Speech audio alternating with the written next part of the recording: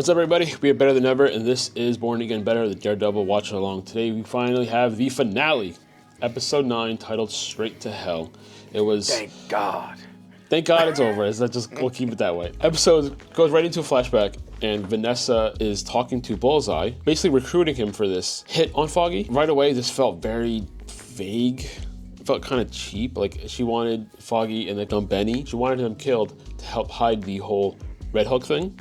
Because that's where they're laundering all the money from, and I wish there was a deeper meaning to it, and there wasn't. It was just more criminal shit, like trying to protect Fisk's empire that he built up, I guess. My problem with this too, I feel like I'm like one of a million at this point that has a problem with the show, but my problem with this section is, how does Vanessa have the ability to get him released? She says some vague loophole that was able to get him out. Like, I'm assuming she's using lawyers and stuff like that. Cool. Like, this guy's a legitimate murderer at this point. No, he's insane. He could have probably pleaded insanity. Yeah. Like, he's clearly a murderer. He has all these different things where he's taking all these pills and stuff. 1,000 things wrong with this guy. And then she has the ability to walk in here, say, hey, sign this piece of paper and you will be immediately released. I just need you to do me a favor. And he's already fully drugged the hell up. Oh, he is. He's out of it. Completely out of it. He comes out and he's like, okay, I guess he gets off the drugs, and he goes straight to do this job for her, to kill Foggy and this guy. It asks us to suspend disbelief continuously. Again. Oh my God. Again and again and again, to make the show good. Yes. And I think that has to do with the rewrites and stuff that they did, trying to salvage the show. And I'm really hoping season 2 is a better feel. But season 1 to me just felt convoluted and messy, from front to back. I feel like reasonings don't make sense. Why in this scenario, why hire Bullseye, who is out of his fucking mind, who comes with a lot of baggage? Let's be honest. All things he's done, in season 3 of the Netflix series. Why him? To kill Foggy Nelson and Dumb Benny. Foggy Nelson looks like he can't fight his way out of a paper bag. Yeah. You know what I mean? He could have hired fucking anybody to kill him. He could have hired Buck. Could have hired anybody. Absolutely. Why let a Bullseye? It's just for the show. It is plot armor. It's just, let's get Bullseye back in the mix. Yeah.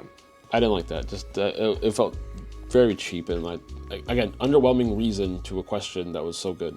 Like most other things from the show, it's just a lot of things that just don't really make sense. And even from this scene going forward, we cut to Matt Murdock. We had him in the previous episode shot to the point that it looked like he was about to die. The screen goes red. You really think this is it? They make sure you hear his heartbeat beating slowly. He's just in the hospital. He's just in the hospital, and it's a couple stitches, and he's fine. He's on a couple meds right now. But I suspend disbelief again, because that's what they're asking us to do to make this show good. He wakes up right then and there, and he looks at his girlfriend, which I can't even say he looks at her. I'm sorry to be disrespectful. He's blind. But he goes, Karen. And you said it off camera, and I'll say it again. He hasn't thought about Karen since episode 1 of this whole show. I know, with the previous episode, him figuring out some Foggy stuff, I'm sure it was coming back, especially what happened that night. But I'm he hasn't really brought up her name since that episode. You know what I mean? So for him to say that the first thing he woke up, what? We get it, him and Heather are no longer a thing anymore, but I'm you didn't have to go that far. You know what I mean? Yeah. They were clearly on the outs, but even then, in a normal situation, Heather being a psychologist, therapist, whatever she is, I'm pretty certain she would be more receptive to Matt's current traumas. He was just shot. He's clearly being medicated. Despite everything else they're going through, and he's clearly having a mental breakdown right now in her eyes, right? Yeah. He's clearly going through the most. You would think that she'd be more caring and receptive of what he's going through, instead of just saying, maybe when you're a little bit more rested, I'll come back. Your boyfriend that you currently were almost living with, pretty much. Yeah. You had one fight, and then he gets shot, and all of a sudden it's I can't be next to you. Yeah. Too much baggage. You can't do it. As a therapist, you would think that professionally, I think that you have a problem. Exactly. Yeah. It's I'm concerned on a professional level, she says. I'm okay. It's. Thank you. You're no longer your girlfriend Heather. You're a therapist Heather. Okay. It doesn't make any sense. And then you come back to Fisk, who is now permanently situated in that white suit. Okay, which I like at least. Yeah, I do like. All right, yeah, exactly. Again, they're hinting at it, and him coming back as Kingpin, and now he changed out of the blood-soaked suit that he had on for this event, and puts on another white suit. So now you're like, okay, this is it. He's back. Like he is 100%. He's 100% Kingpin now. It goes on. They're trying to swing everything their way. They're kind of using this moment of like chaos to like really take control of the city. And so like he asked Sheila, which I thought was interesting. He asked Sheila to kind of weed out who's fully committed and who's not. Almost immediately, like as soon as she walks out of like Fisk's office, she bumps into the police commissioner Gallo, who says to her like, "Hey, like I think you're one of the good ones. You can help me. Like we'll take this to Albany." He said, "We'll go. We'll take this to the state level. We'll take it higher. Like, are you down on this?" And just immediately she's kind of put in this like tough spot where like, okay, do I help my boss or do I do what's right? We get an answer later on, but like I did like that they immediately like kind of put her on the spot. Like shows you like even though Mayor Fisk has like really taken over, there's still people like who are on the fence in a way. Yeah. And we felt like she was on the fence the whole season, right? Even in the beginning, she's like, "Oh, you're gonna be here for a little bit, and when you're good and gone, I'll still be here." Like that was her personality throughout the whole show. Yeah. And you could clearly see like she feels like she's almost on the outs with everything. Like she's seeing like Daniel and stuff like that take precedence over her in this current new regime, and she's trying to catch her footing again, I guess. And you see too, like he promoted Daniel, not her, because Daniel's like a big kiss ass. Mm-hmm. So even then, they kind of knew like, okay, like maybe he doesn't trust her completely. While this is all happening, like Fisk is like in his office, he's trying to pull strings to get everything going, and then he says to Sheila, "Send in the guy from Con Ed." Con Edison is like the power company in New York City.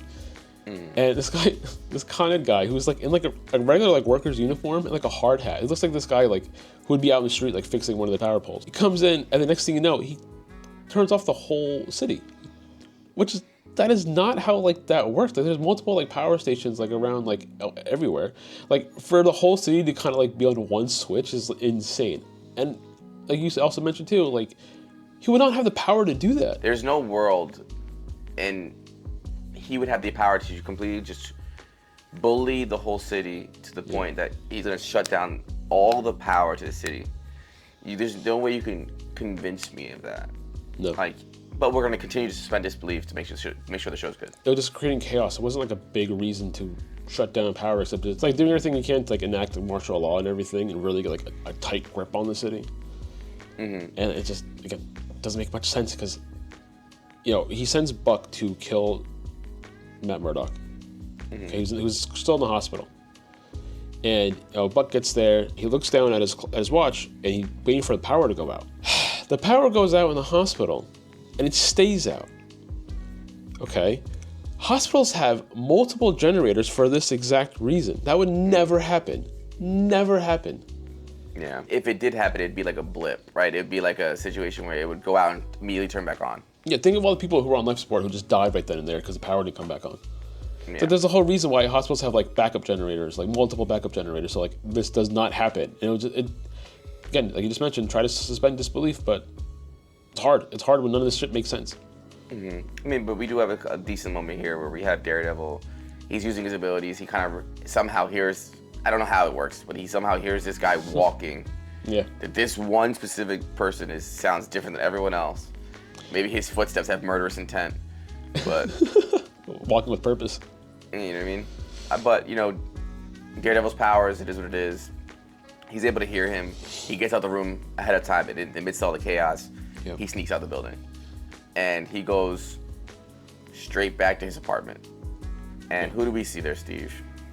We see none other than a clean-shaven, aftershave wearing Frank Castle. Ready for work. Complaining about he has no coffee. Yeah, first thing he's complaining is, power goes out. You don't have to make a good cup of coffee right here. Which, again, I forgot how much he loves coffee. Yeah, well, I mean, he's up all the time killing people. He does not sleep. Vengeance does not sleep. Yeah.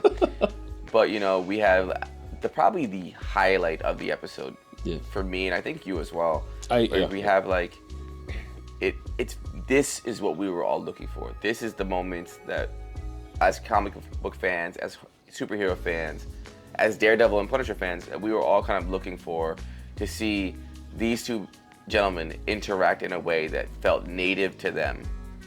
And this clearly does. does he say a shitty, corny joke just to open it up, saying that, what is he, like, hospital gown man or whatever he called him?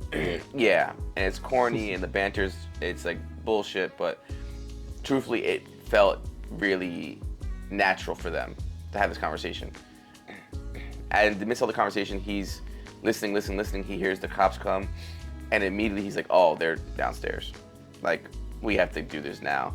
And Matt leaves where he is to go get his suit, and then he says to him again another quip, another bullshit joke, where he's like, "You're not gonna do this with your ass out." And bro, that moment right there. I was like, "This is what I wanted for 9 episodes." It was hilarious. Like their banter feels so natural and so good. Like I think back to like season 2 of the Netflix series when they introduced the Punisher and everything, and I love like they have this relationship, and it really comes like into fruition here in this moment where like they're teaming up again, and wrecks me to my core, where Daredevil was shot a couple hours ago, maybe. Mm-hmm. They make it sound like he's going to die right then and there on the dance floor. Mm-hmm. And a couple hours later, he's back in the suit fighting like nothing happened. Don't get me wrong, like he's still like huffing and puffing, like he's struggling a little bit, but he's been doing that the whole season. Yeah, it's like his character at this point. Yeah, so he has this debilitating bullet wound. You would think he got shot in the front shoulder, and it bloodied Fisk's suit behind him. So that means the bullet went all the way through his shoulder. Yeah. And splurted blood out from the back. So his shoulder is pretty much not working right now. I mean, apparently it is. He didn't have too much trouble against these armored cops. I'm not a doctor, but No, I know, not at all. So yeah, the cops come. They start murking these cops.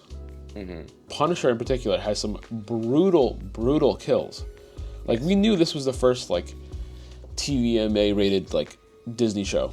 Okay, they were not joking. Like this episode in particular was brutal. Some of these kills were insane. There are points where the guy's already dead, and Frank Castle's still like putting a couple rounds into his head just because he can.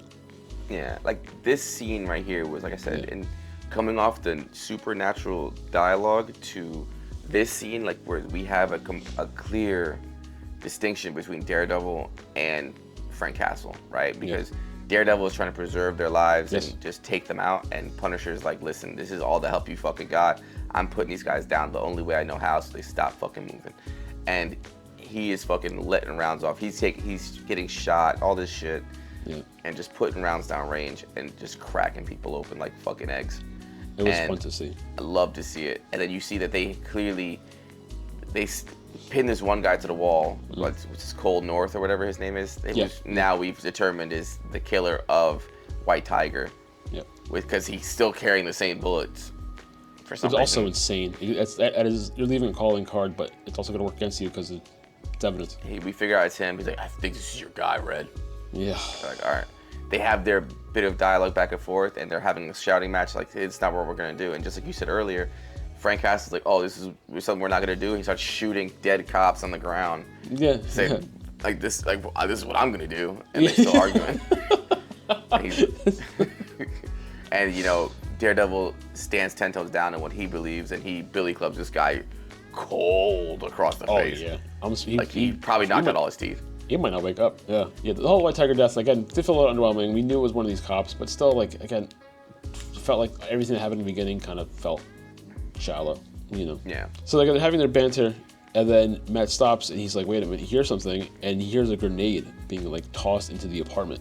Mm-hmm. And so they jump out the window, use the billy club to get down, and his apartment explodes.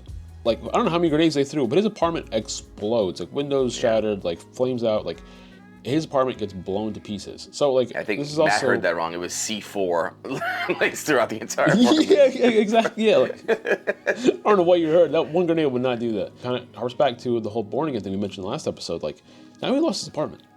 Yeah. He lost a girl. Lost his. I mean, probably lost his job. I'm assuming season 2 is going to be all about fighting Fisk now. Like, who cares about him being a lawyer? And like now he really like kind of is losing it all. But they get they're back on ground level, and a car pulls up, and it's Karen. Yeah, we said this off camera, and I'm gonna say this again. How does Karen, from the moment Matt Murdock is shot, right? Like, how does she know he's shot? A, because they would not release this guy's name ASAP. No. That would never happen in a million years. But we're gonna suspend disbelief, so it makes sense. Then at the second she found out Matt Murdock was shot, she bought a plane ticket, got on a plane. Well, she called Frank Castle, bought a plane ticket, got on a plane, flew immediately to New York. And from earlier in the season, I believe she's in San Francisco. Yeah, I believe so. Because I think I mentioned that, okay, there was a Daredevil series, like a comic line where he is in San Francisco. So I'm like, okay, maybe he'll go there for a little bit as like a little like nod to that. And so like, yeah, I believe she was in San Francisco, which is the other side of the country. Yes. But she had enough time to, like I said, call Daredevil, buy a plane ticket, fly from San Francisco, which is a long flight, to New York, get to New York. But for some reason, Frank Castle only contacts Daredevil when Karen lands, I'm assuming. because like she's like, oh, I got on the first flight I could, and he only shows up like then, like at the apartment. Like I don't know. Why wouldn't Punisher be near the hospital when Buck went to kill him? How did he know Matt was gonna come back to the apartment? Yeah, like there's a lot of like randomness there. Karen picks them up, so now we have a random shitty little 4-door car that contains Daredevil in his mask and Punisher in his vest. I didn't think about that. You're right. And now they're probably getting stuck in fucking traffic everywhere trying to get to Punisher's little lair. I didn't think about that. Like a little like rented Honda Civic. Bro, legit. It's like that James Corden show now. Like they're just singing in the car. I did not. I wonder what they were playing on the radio. Like, what do you think they were playing on the radio? Z100. That's crazy. Bro, just wilding out. Just What's on the radio, guys? Play my favorite song. They go back to freaking Punisher's like little lair. Yeah. They drop him off, and then they're like, "I don't believe you don't care" kind of situation. They have a little talk back and forth, but it's just such like a random situation to be in. Yeah. I can't suspend disbelief on some of these things. I really can't. So this is all happening the same night too, which is insane. So things just keep happening. There's so much happening in this. Like everyone's still dressed from the night before. So it cuts to Daniel now in his like first real night of this, was it deputy mayor of communication position, and he's blackmailing like with receipts. The council, yeah, the city council, and he's using that power again that he just got to really like swing everything his way, where he's like, okay, you're gonna help Fisk enact martial law, for example, or you're gonna help Fisk do this, like you're going to do this because we have proof of you funneling money here and there, wherever the fuck you did. And I do want to touch on this because we don't see him later on in the episode. We didn't get many answers about Daniel at all. No. We were hyping it up to be like, okay, like he has ulterior motives, he does this. And like I'm thinking maybe he just doesn't. I mean, that's which a little upsetting. I think he does have ulterior motives that just not really fleshed out just yet. Like in the, I don't want to fast forward too much, but in like the end part of this episode, there are clips of Daniel sitting in Fisk's seat. That's right, yeah, there is, yeah, that's right, yeah. So I think that inevitably he wants to take Fisk's spot. I think his goal is to be mayor. Oh, that's interesting. I think his goal is to get high enough that when Fisk gets taken out, he gets brought in as mayor. Oh, I like that. That's good. And then we're going to find out that clearly he's connected to someone else down the line, that this is why he's doing this. It's really like this big revenge plot. But like, that's mind you, I've been wrong before and I'll be wrong again. But that's the only thing that kind of makes sense to me right now. Yeah, he doesn't want to like get revenge on Fisk. He wants to be Fisk. Yeah. Interesting. I like that. Okay. All right. We'll see how that plays out next season. Karen and Daredevil leave to go to the storage unit that somebody's still paying for. That's all the old files from the old law firm. Nah, that shit was on Storage Wars, brother. I don't give a fuck what nobody says. That would not still be there. So anyway, Punisher is still there, listening to a radio that he stole from one of the cops from the apartment. And he hears like, okay, they're all in Red Hook. So he goes to Red Hook by himself with like a couple guns. Just one shotgun.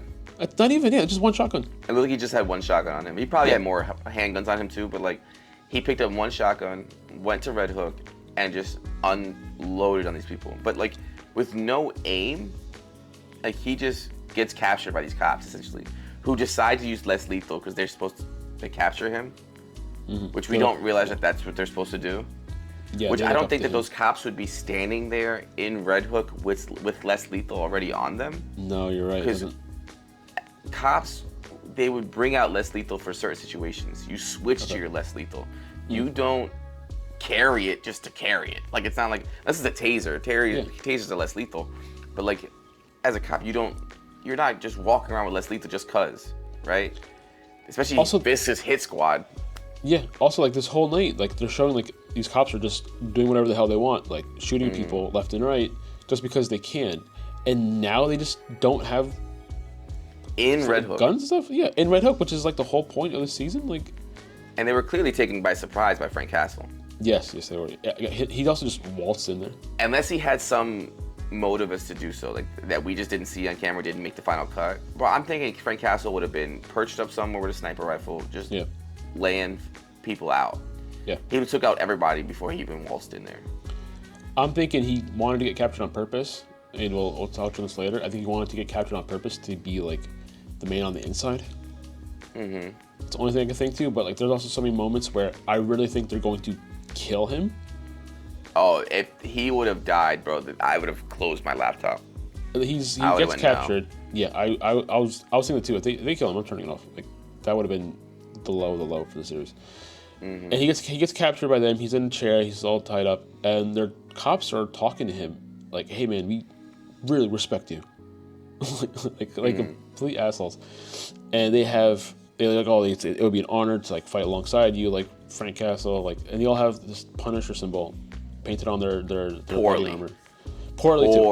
I mean, as it also says, like, it looked ass. No, it was terrible. It looked like it's supposed to be the Punisher symbol, but it looks like the squids. Like, yeah. It's just like a circle. From afar, it just looked like a light bulb.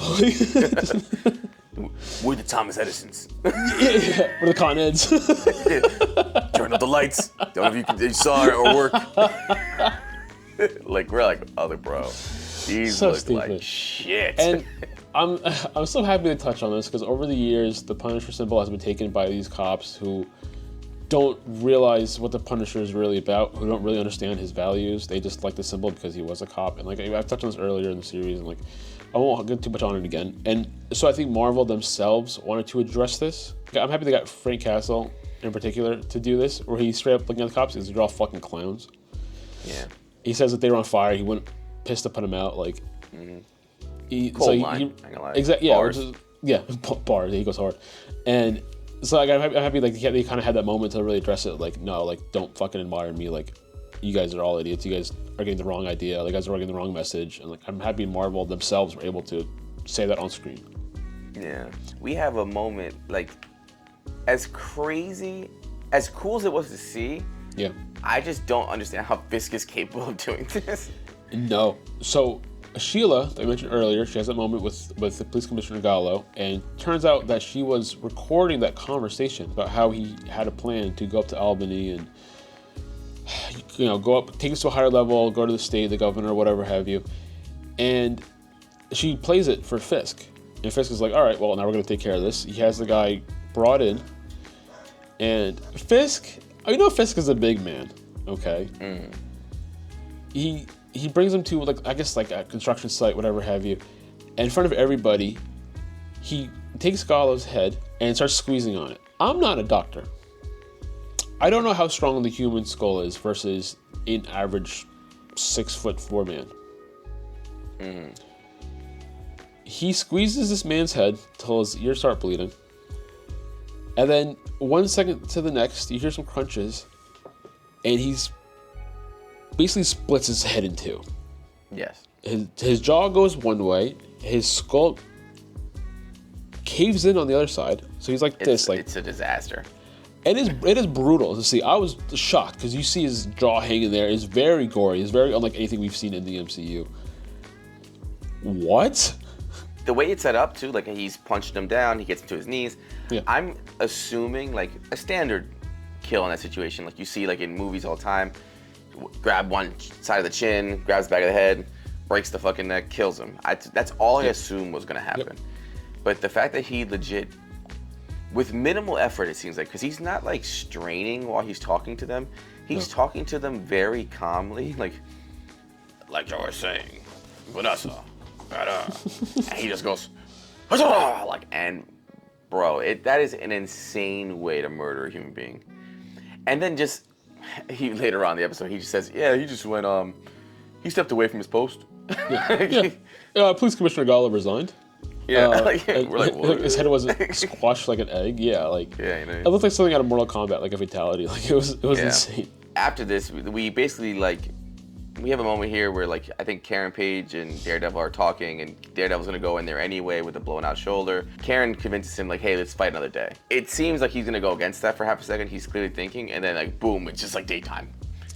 Yeah, it pans out to this shot of the city, and it's daytime now. It's morning. Morning finally comes. This is the longest night in New York history, and the lights turn back on, everything, and then it cuts to some scenes from the BB report, which don't know how she's doing this after everything just happened, and there's kind of people just living their lives, people just walking around, so very casually, people probably going back to work, after what just happened, after what there's probably dead bodies everywhere from this task force and people looting and everything. Everything's fine. Nothing happened. No one's working from home. Everyone's back on the trains. Trains are running. Everything's fine. What the fuck? How do you how do you expect me to just disregard that? How do you expect the audience to just pretend everything's back to normal now because you turned the power back on? Bro, what after everything that just happened? The show is good. After everything that just happened, you expect us to just pretend everything's fine? Mm-hmm. Normal life resumed in New York. No shot. I'm not buying that for a second. So then it cuts to a scene where Fisk is fully in the white suit. He changed his shirt and everything, so he's just this is permanent outfit now. This is it. He's him now. And he's trying to get things in motion, and he hires Heather to be the head of mental health or whatever for the city. Mm-hmm. And she a little hesitation, but she takes it. So now Heather's on the other side. Yes. Not buying it. I mean, not buying it. She's the only therapist in New York. You don't remember? Yes, that's right. Yeah, she's the only one that he knows, I guess. And I guess he just wanted her on the inside as because she's closely associated to Matt, and she's gonna use him against Matt because Matt's the only superhero in New York, and so is Punisher, and she's the only therapist, and it's New York City, bro. There's not enough room for all these other people, so it's only Matt Murdock, the Devil from Hell's Kitchen, and only Kingpin, and only Punisher, and only this one therapist. This one therapist. This one who I'm sure there are people who are much better qualified for that position, but nope, she's the only person. She's the only one that he knows, so he hires her for this position. Again, I don't know if she actually has some kind of role, or is it just, like you said, just to have her on that side because of Matt? It's 100% of Matt, but we fast forward to now the joke that I'm saying out loud. We get to Josie's bar thinking that maybe we're going to have Iron Fist, maybe we're going to have Luke Cage and Jessica Jones, and we're going to have all these New York City superheroes. Maybe even a Spider-Man cameo. Spider-Man just, hey, I'm your friendly neighbor. Something. Maybe we're going to have someone in this bar that's going to give Matt Murdock the faith and the hope that's going to get him over the line to get to Kingpin, this major force in New York that's shutting down the whole city and shutting down all the lights and has a death squad. He's essentially Darth Vader. And what do we see, Steve? He's there in the back of the bar. He's talking to Karen. He's, it's like B-roll play it. He tells Karen, "We need an army.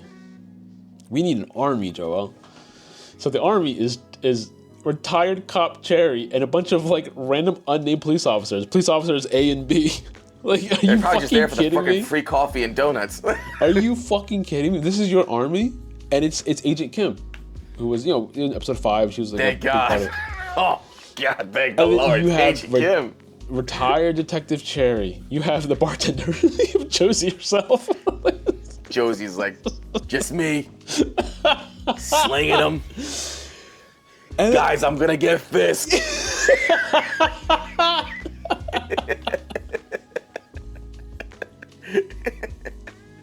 Everybody's playing their part, and it's just a couple detectives, and so unnamed cops who are just there in the background, who just don't agree with Fisk's ideas, but they set it up so well. We're we need an army. I'm yeah, we do need an army. I was oh my God, here it is. Yes. Open the bar, and it's gonna be, even if they were green screened in, I wouldn't give a shit.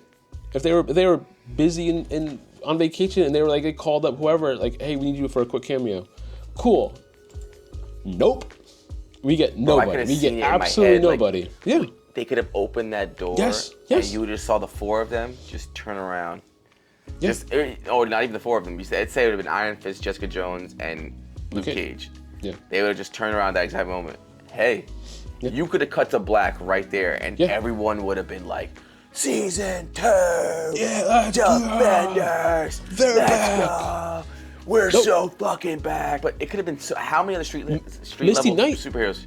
Misty Knight Knight. It powers. could have been Moon Knight. It could have been. Yeah. Well, Moon Knight would have had to fly across the pond, but Karen Page could do it. yes, she can get on a flight. So can Moon Knight. But you know what I mean? But Moon Knight has a persona that's in New York. Yes. It's the cabbie from New York. Yeah, you're right. Yeah, yep. He's the more homicidal version of him that he is right now. They could have easily lined that up. Where are the Defenders? Like Marvel, like bought the rights back. Like they made sure to stop all that so they can use the characters themselves. Where the fuck are they? This is your time. Bro, this is the time. This is the bounce off the backboard for the alley oop. Like guys were like, yeah, slam it home, and the guy was like, kick it for 3. It's like, what the fuck am I watching? He had every opportunity. He set it up so well. We need an army. We get no fucking army. We get nobody. Oh my god. We get just a detective, a retired guy, a couple cops in uniform, and Karen Page, who's apparently a superhero who flew from San Francisco to New York in 20 minutes. She had to be, yeah. But then we fast forward from that, right? Yeah, and now we get this moment where we see Frank Castle is in a cage, chained up. He got captured, along with Swordsman, and I want to say a couple other like billionaires that he was talking to. Yeah, it's like that those super wealthy elites that he was talking to and that didn't want to give him the time of day. It all happened off screen. Like we didn't get to really see it and like dive into that part of the storyline. It was just like, this is something that happened. That we went to all these people's houses and we raided them and took all their people out. Even though they're also billionaires that would have probably had their own security teams. So I don't know how many people are on Fisk's detail right now, but like, I mean, I guess. Everybody in the city. Like, I get trying to capture them because you're like, okay, these people have power. But like, the whole episode, you've shown that you have power over everybody already. You're able to shut down the entire city. You have the city council in your back pocket. You literally killed the police commissioner. Like, you clearly have all the power you need to control the city. Why are you like arresting these wealthy people? Not even arresting, like captured, because they're not in a jail cell. No, they're in Fisk's like Red Hook basement. Yeah, they're in cages, little cages. I don't even know when he had time to make these cages, but that's neither here nor there. It wasn't the same jail cell like they had Adam in. It was completely different. It's like in a big open area. They make Punisher look like a major fucking bitch at the end of this episode. Like he goes in, he fights a bunch of Joe Schmoes, he gets overtaken with less lethals, he gets captured, gets tortured by them, starts spitting some bars, tells them they're a bunch of fucking losers, which is true. Yep. Now we find him in a cage with his hands cuffed, and then we pretty much fast forward. I think we kind of skipped around near the end of this episode a little bit, but we fast forward to the mid-credits scene. Yes. And what do we see, Steve? Frank Castle in this cage, and there's just some regular guards, cops, patrolmen kind of walking around, and you kind of know immediately what's going to happen. So Frank Castle talks to him. He's like, where you from, man? What's your name? Blah, blah, blah. Like, just trying to get a little relationship going. He's like, my name's Anthony Partucci, whatever it was. Oh, you from Jersey? Oh, whoa. I'm also from Jersey. Your last name, you from Jersey, kid. That's crazy. Like, yeah. Look, again, who would agree to this? He sticks his hand out of the cage. He's like, I want to shake your hand. You're a good man. You're from Jersey, too. And then what did he do? What like everybody expects him to do? Just breaks this guy's arm. Yeah. He rips this guy's arm in, breaks it off pretty much, reaches his other arm through the porthole with enough room to somehow find this guy's one set of keys on him that's going to get his exact handcuffs off. Why this one random grunt would have the keys for Punisher's handcuffs on him would make no sense to me.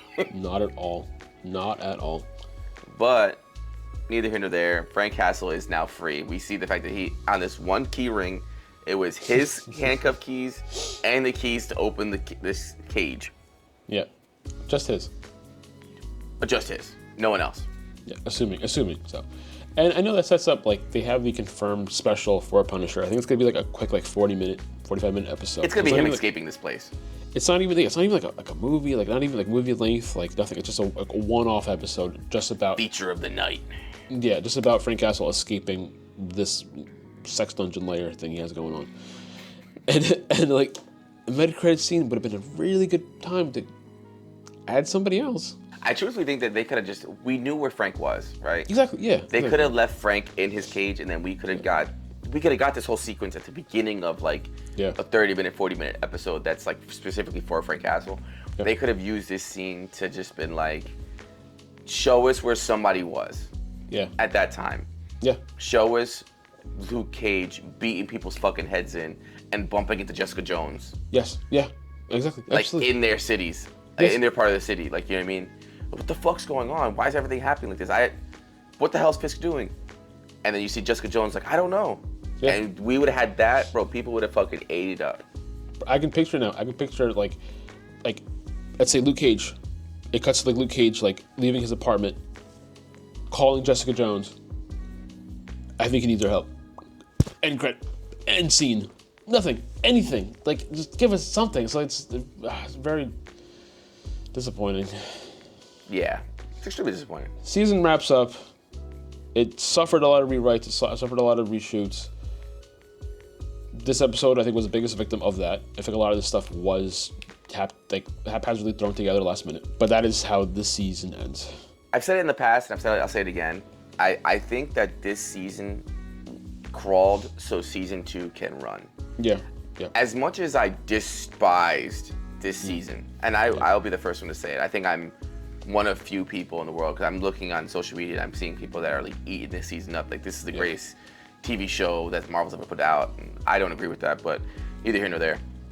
As much as I don't like this season, as much as I disliked a lot of the choices they made, I can see where it's leading up into a very peak season of TV if it's executed correctly. So as much as I hated this season, I'm very excited for season 2 because I feel like they got a lot of the fucking bullshit out the way, and now season 2 is going to be peak fucking cinema. Yeah, I agree wholeheartedly. I think season had its moments for sure, but the highs don't offset the lows. No. Okay, like some really cool moments, but then some really stupid moments, like the fact that you have now wasted White Tiger and Muse within 6 episodes, 7 episodes, whatever it was. I can't look past that. Like to me, as much as I enjoyed some of these moments, this season was a failure. Oh yeah, in my opinion, I agree. Yeah, I think there's no other way around it. No, they don't. Those moments do not redeem some of these really, really dumb decisions that I will never understand. But we go into season 2 with like a clean slate. It's built it up really well. Like, we kind of got a lot of answers to some questions we didn't know we had, but we still have a lot of questions unanswered that hopefully we'll get next year. For the last time, we are better than ever. I'm Steven. That is Joel. You're watching Born Again Better, the Daredevil watch along.